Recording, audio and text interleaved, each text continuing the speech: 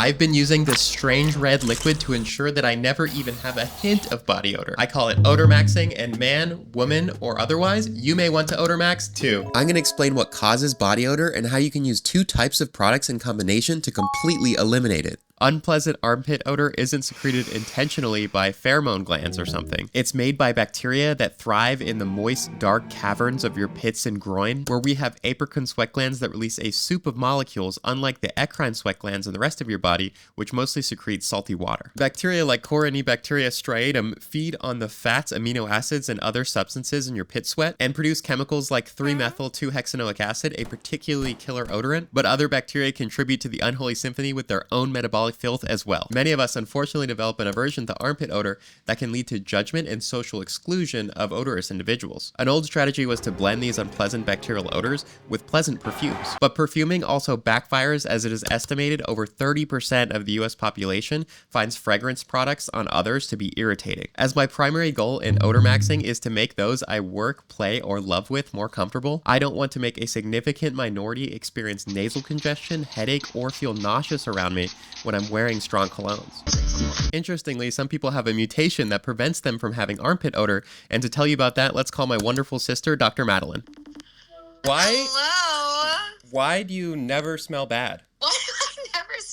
I unfortunately have, or fortunately, have a loss of function gene mutation in one of my ABCC11 transporters. And what does that mean? What happens? Right now? This is important that people need to know. I guess I'll delay going to the for a bit for you. The ABCC11 gene encodes for the ABC cassette binding transporter, which causes efflux of like bile acids, bile alcohols, lipids, other proteins, etc. That sweat gets broken down. Some of those compounds, specifically thiol alcohols, get broken down by natural bacteria that lives on our skin, and then that's where our body odor comes from. But people with East Asian ancestry who have a loss of function gene mutation, we don't have these thiol alcohols secreted into our apicrine sweat, so nothing for the bacteria to break down. And now that we have a good scientific understanding of body odor, we can address the root cause by one of 2 mechanisms. Either by preventing release of substances used by bacteria to create odors, just as people with the ABCC11 mutation do naturally, or by killing the bacteria themselves. The most powerful weapon we have against body odor, and one I highly recommend using, are aluminum salt antiperspirants, which form a gel plug in the sweat duct so the precursor substances can't get out. I use one that has a relatively high percentage of aluminum salts. However, as I get closer to my next shower, I begin to detect that odor again. It works really well, but on its own, it's not Odormaxxing. So I've started using a chlorhexidine cleanser in the shower, which is a much stronger bacterial killing agent than what's found in most deodorants. I've been showering with chlorhexidine. What do you think about that? Oh, okay.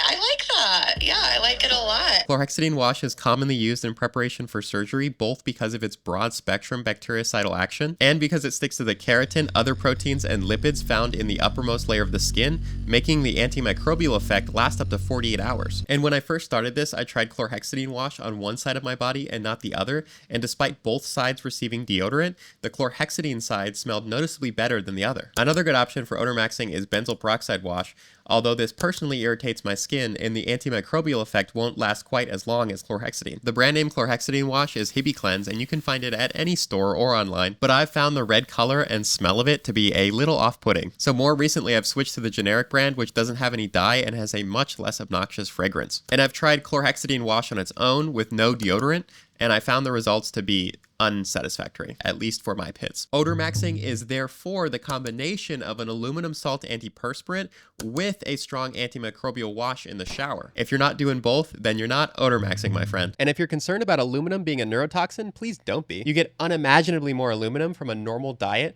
than you do from aluminum salt antiperspirants. You get around 3 to 10 milligrams of aluminum per day from your diet, but you only absorb approximately 0.006 milligrams of aluminum from your aluminum salt antiperspirant. Aluminum certainly isn't health promoting, but antiperspirants don't meaningfully increase the amount of aluminum in your body relative to normal diet. Don't believe the fear mongering, you'll just end up stinky and not any safer. So long as they don't irritate your skin, aluminum salt antiperspirants are a game changer. I'd also like to note that chlorhexidine as a strong antiseptic is unlikely to promote bacterial resistance. No bacteria have ever been found resistant to 4% chlorhexidine. And while it is technically possible, the risk for this is so much lower than common antibiotics, which makes chlorhexidine great for this use case. Chlorhexidine is also toxic to the eyes and ears, so be careful to keep it in your pits.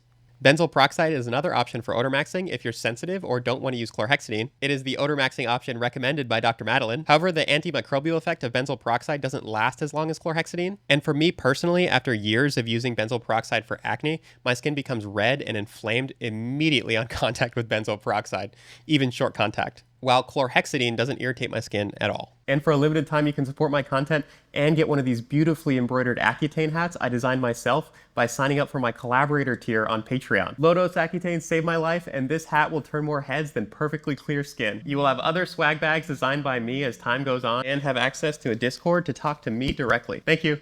And I'd like to add that a little body odor isn't necessarily a bad thing, so not everyone needs to odormax. But others may benefit from this information, so please share it with them. No explanation needed, trust me. Links and scientific sources on evibacarter.com, and subscribe for my next video on odormaxing, where I Botox my armpits. Okay, bye.